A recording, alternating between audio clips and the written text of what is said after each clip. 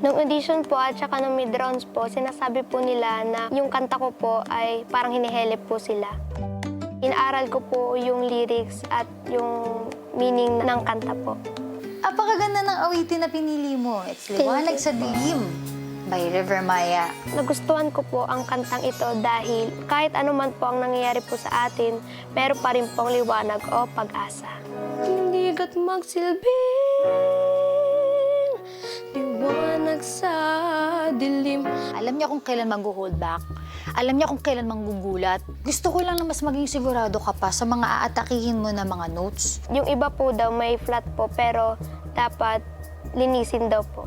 So, hindi pa niya gamay. Pero ito, pag nagamay niya to, sisindakin niya ang lahat. Humanda na po kayo sa mas mapuso ko pong pagkanta. Hindi ko na po papakawalan ang chance na to para manalo.